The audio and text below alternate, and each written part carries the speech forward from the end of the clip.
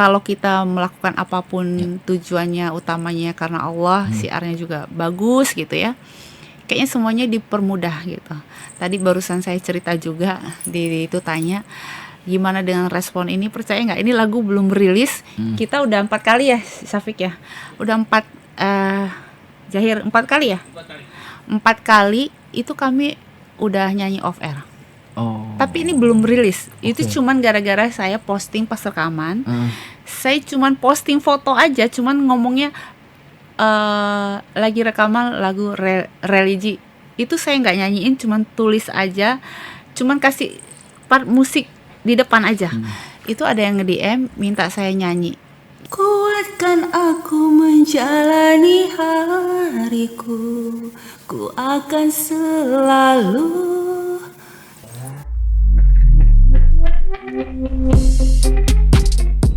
Halo Sobat WK, kembali lagi bersama Bincang PW bersama saya Ari Pujiwaluyo. Kali ini kita kedatangan narasumber wanita cantik dan artis yang sangat terkenal di masanya.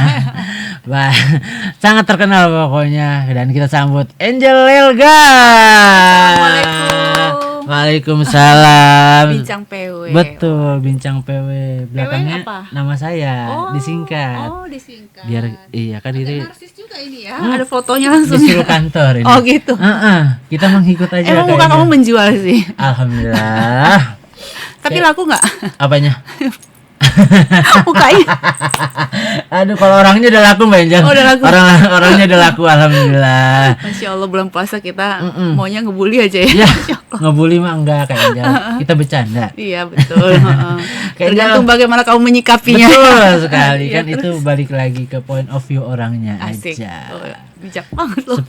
Harus gitu. Balik lagi gini ke Kak Angel datang ke sini setelah lama menghilang dari pemberitaan, dari banyak-banyaknya tayangan, dan datang lagi ke sini membawa sebuah karya lagu yang berjudul Doa Pintaku. Bener Kak Angel? Betul sekali. Nah, ini kenapa nih Kak Angel nih tiba-tiba ujuk-ujuk setelah menghilang dari peradaban muncul dengan sebuah bahasanya. muncul dengan sebuah karya lagu. Sebenarnya lagi mengurangi syuting atau banyak muncul dulu itu karena saya lagi mau lebih istiqomah sih. Lebih istiqomah, lebih pengen menikmati hidup gitu. Jadi saya memang sengaja kemarin tuh beberapa tahun tuh saya nggak mau terima syuting, bintang tamu. Bahkan kalau tapi saya masih tetap lah ada kayak misalnya diundang jadi muse ya, fashion show jadi gongnya, atau saya lagi off air gitu. Cuman kalau lihat media emang saya kabur gitu, dan memang saya udah kasih tahu sama ownernya, sorry kalau saya nggak bisa promoin di media, saya cukup tampil aja, setelah itu saya pergi gitu, karena memang saya pengen lebih istiqomah aja. Oke, nah ini lagu Doa Pintaku Kak. Ini saya ngebaca Kak Angel eksekutif produsernya, Rame-rame. Dan pertanyaannya adalah, ini yang nulis kakak sendiri liriknya atau seperti apa? Enggak. Ini lagu pure murni, semuanya ditulis sama Tengku Syafiq. Tengku Syafiq. Dan akhirnya Kak Angel memilih lagu ini untuk dinyanyikan, mungkin alasannya apa sih Kak? Alasannya pada saat dia bikin ini lagu, sebenarnya lagu ini tuh gini, lucu banget. Dia Syafiq ini begitu ketemu saya lagi ngobrol, itu dia langsung jadi gitu. Langsung dia tulis liriknya, langsung dia bikin musiknya dan segala macam gitu. Jadi di saat itu juga saya langsung dapat gitu. Maksudnya dapat tuh, ini lagu dapat nih gitu.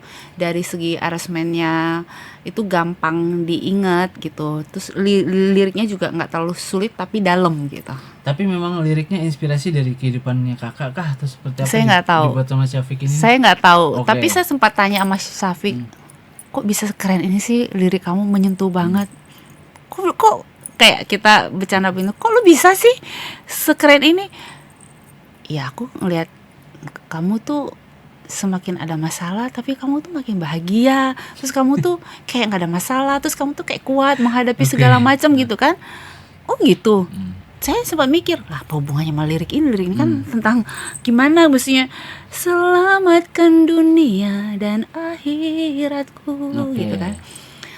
Udah pokoknya ini buat kamu dan ini kamu harus nyanyinya begini gini. Oh ya udah, akhirnya saya dibantu sama Dea juga kan. Kebetulan Dea Mirella di sini terlibatnya, dia sebagai guide vokal saya, dan juga ada Ayu. Ayu ini adalah kakaknya Rini Idol. Dan dia juga bantuin saya, dan luar biasa lagi Dea Mirella ini mentransfer rasanya dia tuh ke diri saya gitu. Jadi saya ditambah lagi dengan liriknya yang begitu menyentuh. Pada saat saya rekaman, saya sempat antara pede dan nggak pede, tapi saya sempat gini awalnya. Begitu saya take, itu cuma 1 kali take kan. Saya juga kaget. Hah? Kok udahan nih ya, saya bilang gitu kan. 1 kali take. Mantap. Saya sampai bingung. Saya bilang, kan saya kan nggak kurang pede gitu. Maksudnya gini, saya udah lama nggak nyanyi, dan saya kan dihadapkan dengan Dea dan Ayu, mereka ini kan kualitasnya bagus dan mereka benar-benar orang seniman gitu. Maksudnya penyanyi bener lah gitu, yang kualitasnya bagus gitu. Saya sempat yang gini, serius nih kalian ngeledek ya? Enggak. Ini kalau kamu tambahin rasanya malah terlalu berlebihan, dan kalau diulang lagi takutnya juga enggak dapat. Itu kebetulan asisten saya ngerekam. Pada saat saya di ruangan lagi ngerekam, itu semuanya kayak Syafiq dan segala macam, mereka tuh loncat-loncat kaget gitu dengan saya dapat 1 kali take ini gitu. Jadi saya lihat memang lirik ini yang bikin saya juga mendorong saya itu kayak nyanyinya tuh rasanya keluar gitu. Tapi kalau boleh tahu gitu Kak, ini lirik lagunya cerita tentang apa, dan mungkin relate kah sama kehidupannya Kak Angel sampai akhirnya pas rekaman one take gitu? Saya rasa ini bukan hanya untuk diri saya, tapi ini lebih ke umum gitu. Karena di sini menceritakan tentang manusia itu, dari yang dia kesepian, dari dia yang ada terpuruknya, dari dia yang pendosa dan segala macam. Pada akhirnya dia meminta kepada Allah, memohon ampun, dan minta lagi kepada Allah, selamatkanlah dia dari dunia dan akhirat. Makanya judulnya itu Doa dan Pintaku. Gitu. Jadi ya ibaratnya gini, ini belum kita tulis di lagu pun, belum saya nyanyi pun, saya rasa semua manusia kalau berdoa pasti pengennya selamat dan selamat dunia dan akhirat gitu. Jadi sangat melekatlah di kehidupan semua orang gitu. Kak, tapi memang itu waktu itu lagu itu jadi di tahun berapa Kak? Baru dan baru rilis ini baru seminggu. Itu baru rilis di Spotify, di YouTube, di TikTok, sama di IG, semua Spotify gitu. Maksudnya semua platform. Ya, platform digital. Tapi liriknya ini baru ada di YouTube tuh baru 4 hari. Tapi ketika maksudnya pas dalam proses gitu, lirik ini jadi udah lama kah, atau memang proses produksi ini tuh cepat banget itu Kak? Cepat banget. Dan Tengku Syafiq ini dia bikin lagu ini begitu dia ngeliat saya, nggak tahu mungkin namanya pencipta kan, dia punya gaya dan punya ilham tersendiri gitu kan. Punya bayangan sendiri gitu. Itu langsung dia ngobrol dengan saya. Besoknya itu lagu itu sudah jadi. Sudah jadi. Langsung rekaman malam itu juga? 2 hari langsung rapi. Tapi mixing dan mastering karena waktu itu kepotong sama tahun baru sama Imlek kan. Jadi saya harus tunggu sebulan, 2 minggu lah. 2 minggu rapi. 2 minggu rapi. Mantap. Cepet. Tapi pas balik lagi ke dapur rekaman mungkin agak susah nggak sih Kak? Iya susah, agak sedikit deg-degan kan, apalagi awal-awalnya saya pikir, aduh, gua harus bagus nih, karena Dea ngegaet, Ayu ngegaet gitu kan, mereka kan tekniknya tuh udah menguasai banget gitu. Aduh, aku sempat deg-degan gitu, tapi alhamdulillah mereka berdua ini ngayomin aku banget, dan mereka mentransfer rasanya itu kepada saya. Akhirnya saya juga gampang menerimanya gitu. Enjoy lah rekamannya, enjoy. Mantap, sampai akhirnya ngebentuk label rekaman sendiri Kak, Angel Elga Record ya. Itu mungkin jadi sebuah tabungan masa depan juga nggak sih, atau seperti itu apa? Tim aku aja. Ya udahlah kita ini gitu. Iya. Dan seminggu ya Kak, sudah dirilis seminggu yang lalu. Seminggu. Respon mungkin dari penggemar, dari masyarakat seperti apa? Ini lagu, Masya Allah sih, saya melihatnya mungkin kembali lagi ya. Kalau kita melakukan apapun tujuannya utamanya karena Allah, siarnya juga bagus gitu ya. Kayaknya semuanya dipermudah gitu. Tadi barusan saya cerita juga, itu tanya gimana dengan respon ini, percaya nggak ini lagu belum rilis, kita udah 4 kali ya Syafiq ya, udah 4 Zahir 4 kali ya, 4 kali itu kami udah nyanyi off air. Tapi ini belum rilis. Itu cuman gara-gara saya posting pas rekaman. Saya cuman posting foto aja, cuman ngomongnya lagi rekaman lagu religi. Itu saya nggak nyanyiin, cuman tulis aja, cuman kasih part musik di depan aja. Itu ada yang nge-DM minta saya nyanyi gitu. Artinya ini belum rilis nih gitu. Tapi saya udah 4 kali manggung. Dan jadwal untuk off air nih di bulan Maret ini udah hampir semua terisi. Nanti terakhir kami kemana? Ke Padang. Enggak, bukan terakhir itu mah tanggal 14 ya. Pertengahan.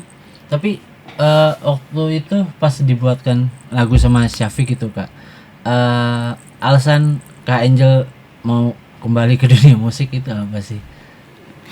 Sebenarnya ini saya nggak ada rencana mau di entertain lagi gitu ya. Karena buat saya, kalau saya mau total istiqomah, saya tuh nggak bisa yang namanya tetap di dunia entertain. Kalau bahasa istiqomah kita masih di dunia entertain tuh sulit banget. Betul. Gitu. Itu susah dari segi kita berbusana, dari segi hati kita menata hati, dari segi pergaulan. Istiqomah tuh susah banget kalau di dunia entertain, sulit. Jadi tapi bisa sampai ke rekaman ini sebenarnya dorongan dari teman saya. Teman saya ini desainer senior lah. Kalau saya kan baru kalau saya bukan desainer, tapi saya lebih ke brand owner gitu. Nah, dia lebih senior, tapi dia tuh kan teman-teman desainer yang lain ini, kakak-kakak ini kan suka minta saya kayak fashion show, jadi gongnya, jadi muse-nya gitu. Nah, pada saat saya masih fashion show, itu mereka lihat fans-fans dari daerah itu kan kok kasih bunga, tepuk tangan gitu kan. Jadi dia melihat fans tuh masih menginginkan saya kan. Saya langsung dia bilang, Jel udah kamu bikin lagu gih. Enggak ya Kak, aku bilang itu nggak apa-apa, aku temenin. Ini kalau Kak Ira denger lagi nih ya, dia harus bertanggung jawab nih karena dorongannya dia sebenarnya.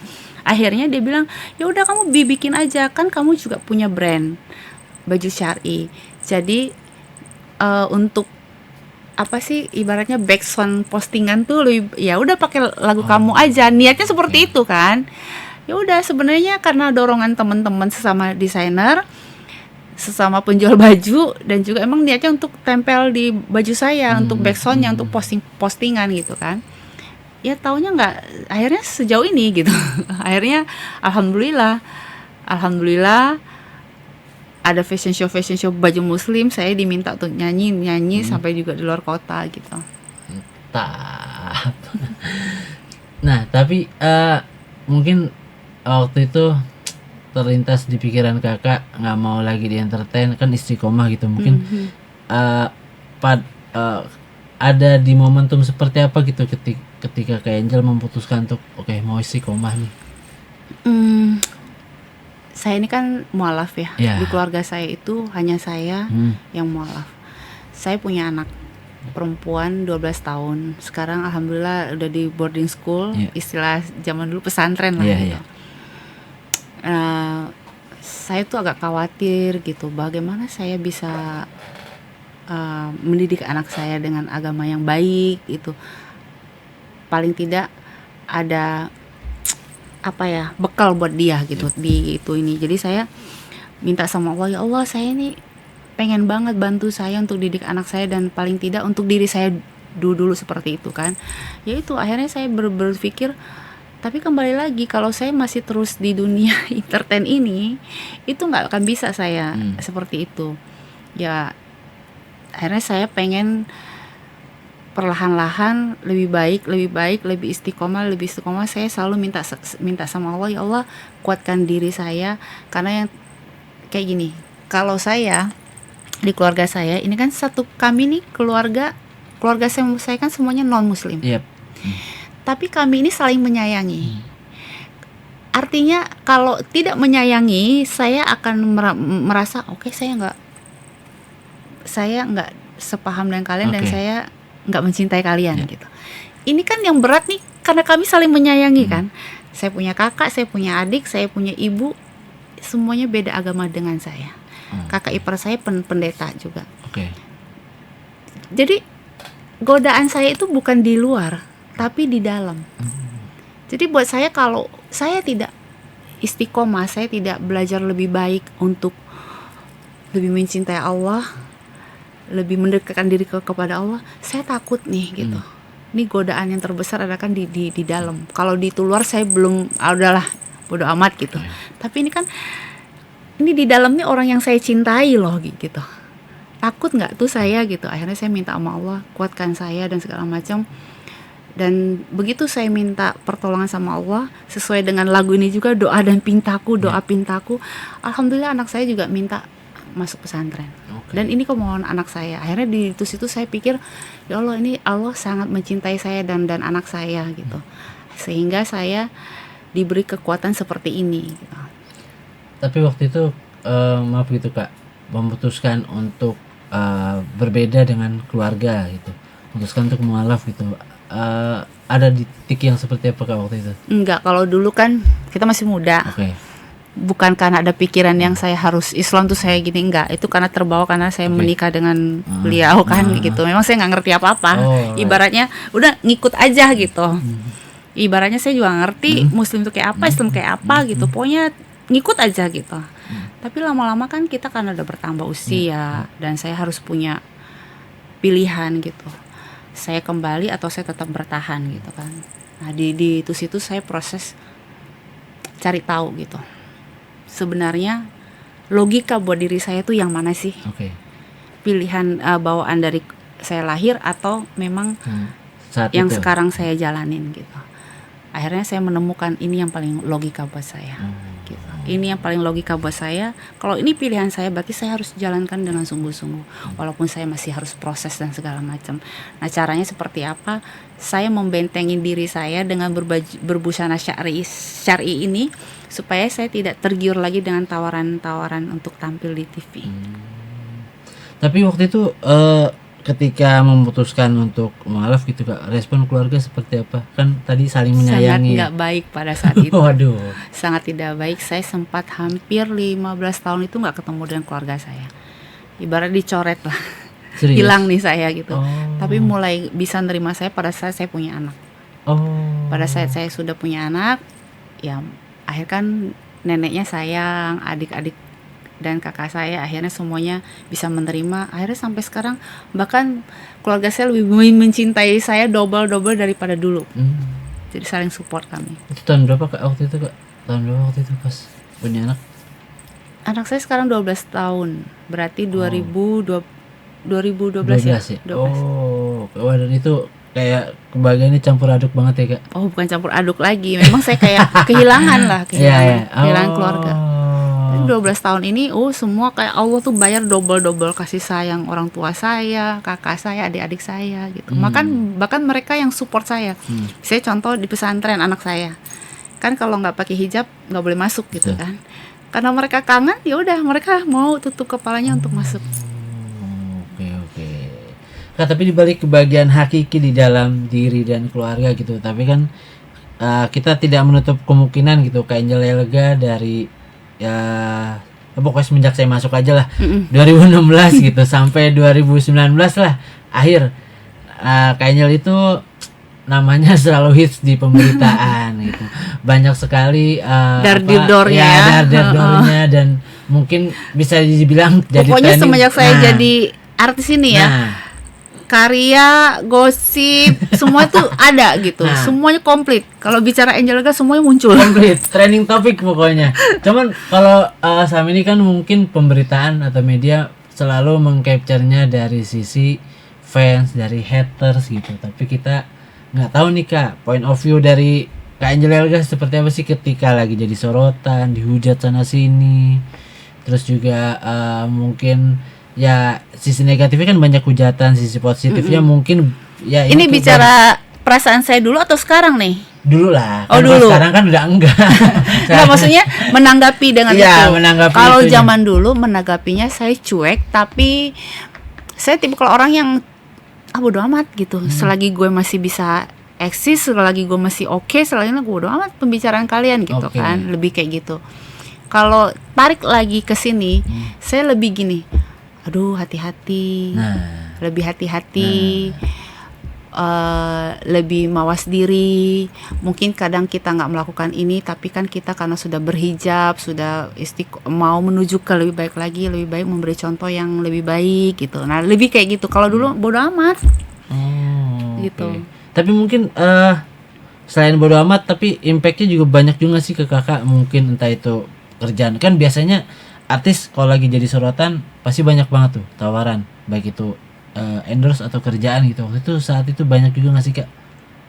Karena saat itu imbang sih semuanya buat Oke. saya. Kan zaman dulu kan nggak kayak zaman sekarang yang medsos kan. Kalau zaman dulu tuh ya saya susah juga ngebedainnya antara saya terima kerjaan atau kena berita dan apa. Karena memang pada saat saya kena berita itu saya lagi seneng-senengnya berkarya kan, lagi Oke. syuting dan segala macam gitu. Jadi kalau dibilang ya udah sejalan semuanya, Oh. sejalan. Saya nikmati, iya saya nikmati. Artinya pada saat saya syuting lagi ada karya ya saya nikmati. Pada saat saya ada berita ya saya nikmati, ya udah bodo amat, tapi saya ini lewatin aja semuanya gitu. Tapi ketika hujatan yang cukup besar gitu diterima sama kakak, itu juga jadi bikin sakit hati nggak sih kak, atau seperti apa gitu? Awal-awal iya ada rasa kayak apa sih gitu kan. Tapi lama-lama udahlah, Iya. nggak usah ditanggepin. Toh kalau ditanggepin ya beritanya juga bakal muncul gitu. Oh Gitu. iya. Tapi selama ini gitu kak, dari Solo sampai sekarang yang disorot, mungkin komentar negatif apa sih yang sampai akhir ini nggak bisa kakak lupain gitu dari warganet gitu? Enggak sih, saya udah lupa semua, jadi nggak ada yang melekat di hati. Karena semuanya sebenarnya berita saya itu sama aja dengan berita yang lain. Oke, ya. Cuma pada saat itu mungkin maksudnya sama aja dengan artis-artis yang lain juga sama kan, ada perceraian, ada ini, ada segala macam gitu. Ya udah sama, jadi mungkin bedanya ya kalau Angel Organik kan kalau begitu disenggol dikit jeder gitu, senggol dikit jeder gitu. Kalau sekarang udah enggak lah ya kayak. Kalau sekarang saya lebih yang menjaga. Oke. Kak, tapi mungkin pertanyaannya, kakak mau istiqomah gitu, menghilang dari dunia keartisan, dari panggung hiburan dari 2019 akhir itu sampai sekarang. Pertanyaannya adalah, aku malah lupa loh 2019 sudah selama itu ya. Ya pokoknya. Tadi podcast yang pertama aku pikir 3 tahun loh, ternyata udah lebih lama lagi. Ya sekitar itulah pokoknya. Maksudnya sampai akhirnya kan banyak tuh kak artis yang mungkin sama kayak kakak gitu, menjalani proses hijrah dan mau istiqomah, tapi mereka tidak meninggalkan dunia keartisannya gitu. Maksudnya masih mau bertemu dengan awak media, mau wawancara, tapi kalau kakaknya sendiri kayak udah mau ngilang aja gitu. Itu beda-beda ya. Nah. Maksudnya orang-orang itu kan menjalankan hidupnya atau istiqomahnya kan dengan cara yang berbeda-beda. Kalau cara saya seperti ini. Tapi memang lega kah kak? Maksudnya dengan cara yang seperti ini hasilnya kayak udah hilang gitu dari pemberitaan? Masya Allah, saya itu sekarang ini jauh lebih menikmati hidup. Artinya saya lebih gini loh, orang bilang hidup tuh lebih nginjak bumi gitu. Nginjak bumi. Kalau dulu kayaknya mau terbang aja gitu, ngeri kan? Kalau sekarang tuh lebih nginjak bumi, lebih merasakan hidup tuh kayak gimana. Aku lebih banyak bersyukur, lebih banyak ya Allah, dan saya punya tujuan. Kalau dulu tuh saya tuh ngegenggam dunia banget gitu. Saya mencapai ini kayak gitu. Kalau sekarang tuh ini saya nggak genggam, tapi saya pengennya tuh seperti ini. Saya seperti laguku Doa Pintaku. Saya pengennya tuh ya Allah, mohon ampun, saya pengen istiqomah, saya pengen lebih baik selama dunia akhirat. Udah itu aja kak. Cukup. Mantap. Dan itu memang jadi saya lebih tambah bahagia, fresh dan segala macam gitu. Tapi mungkin apa ya, lebih nggak ada beban hidup saya jadinya. Dan ada pesan apa sih kak dari Doa Pintaku ini nih, lagu Doa Pintaku ini ke pendengar, ke penggemar dan masyarakat di luar sana? Yang pasti Doa Pintaku ini lebih garis merahnya adalah sedosa apapun kita, sependosa apapun kita, nggak ada kata terlambat dan Allah pasti mengampuni dosa-dosa kita. Jadi doanya mintalah sama Allah gitu. Mantap Kak Angel Elga. Sama-sama. Terima kasih Kak Angel Elga sudah Sama-sama. mampir nih. Itu pertanyaan terakhir tadi. Kayaknya cukup dalam tadi. Kalau terlalu dalam jangan deh.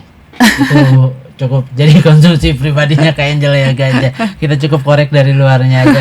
Kak Angel doain Taku semoga sukses Amin, di amin. industri musik Indonesia dan Amin. mungkin ditunggu lagi karya-karya berikutnya dari Kak Angel Elga. Insya Kan udah Allah. punya label rekaman, berarti Insya tinggal semangatnya aja berarti Tinggal untuk tunggu berkarya. moodnya lagi ya. Iya, insya Allah.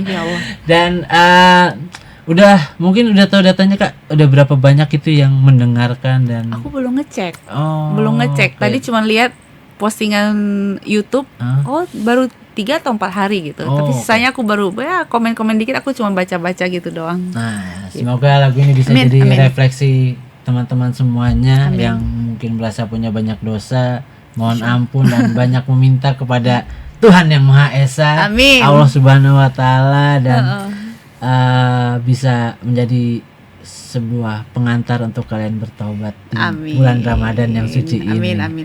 Terima kasih Kak Angel Elga, sukses Sama-sama. selalu dan sukses juga untuk lagunya dan sampai jumpa buat Sobat WK dimanapun kalian berada. Semoga obrolan ini menjadi manfaat untuk kehidupan Insya kalian Allah, amin, dan amin. menjadi teman untuk kalian istiqomah dan Insya Allah. sampai jumpa di narasumber yang lainnya. Dadah. Assalamualaikum. Assalamualaikum.